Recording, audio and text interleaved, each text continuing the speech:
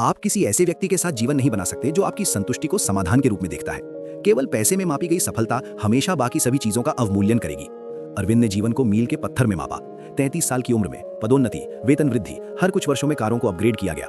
वो कोयंबटूर में एक मध्यम वर्गीय परिवार में पले बढ़े, जहां सफलता का मतलब सुरक्षा था और सुरक्षा का मतलब था बिना रुके महत्वाकांक्षा, बिना पीछे देखे आगे बढ़ना। मीनल ने जिंदगी को अलग तरह से देखा। 31 साल की उम्र में वो एक छोटा मिट्टी के बर्तनों का स्टूडियो चलाती थी, सप्ताहांत कार्यशालाएं पढ़ाती थी और हस्तनिर्मित टुकड़े ऑनलाइन बेचती थी। उसकी आय मामूली थी, लेकिन उसके दिन रचनात्मक संतुष्टि से भरे हुए थे। छात्र जो सेमेस्टर दर सेमेस्टर सुबह बिना किसी तात्कालिकता या भय के लौटते थे।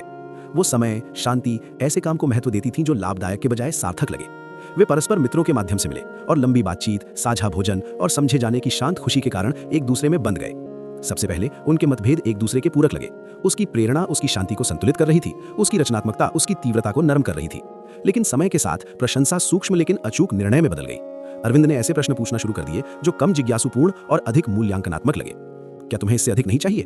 क्या ये दीर्घकालिक टिकाऊ है? आप 10 वर्षों में खुद को कहां देखते हैं? मीनल ने ईमानदारी से उत्तर दिया। वो पहले से ही वहीं थी जहां वो होना चाहती थी। ये वो जीवन था जिसे उसने जानबूझकर बनाया था, किसी बड़ी चीज की राह में कोई अस्थायी पड़ाव नहीं। जब शादी की चर्चा शुरू हुई तो अरविंद की उम्मीदें असहज स्पष्टता के साथ सामने आईं। उन्होंने संयुक्त निवेश, संपत्ति, पोर्टफोलियो, जीवन शैली उन्नयन की बात की, जिसके लिए कुछ स्तरों पर दोहरी आय की आवश्यकता होगी। मीनल ने सुना, बेचैनी बढ़ती जा रही थी। मैं लगातार चीजों के पीछे भागते हुए जीना नहीं चाहती, उसने एक बार समझाने की कोशिश करते हुए कहा। और मैं समझौता नहीं करना चाहता, उन्होंने उत्तर दिया। ये शब्द निर्णय जैसा था। बसे मानो उसकी पसंद विफल हो गई हो। उसकी संतुष्टि सचेत निर्णय के बजाय महत्वाकांक्षा की कमी थी। अरविंद ने उन्हें अपना व्यवसाय बढ़ाने, कर्मचारियों को नियुक्त करने, अपनी कला का व्यवसायीकरण करने के लिए प्रोत्साहित किया, बड़े पैमाने पर जुनून को लाभ में बदलने।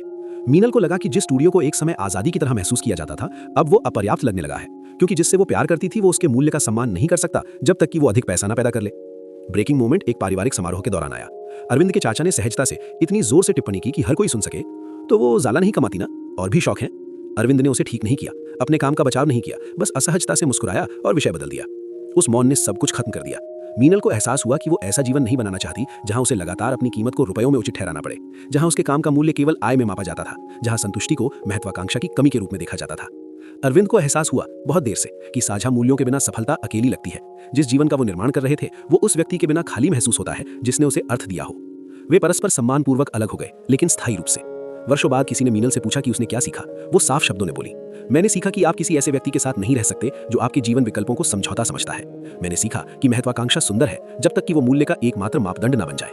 और मैंने सीखा कि वित्तीय सफलता और जीवन की सफलता हमेशा एक ही चीज नहीं होती है, और सही साथी अंतर को समझता है।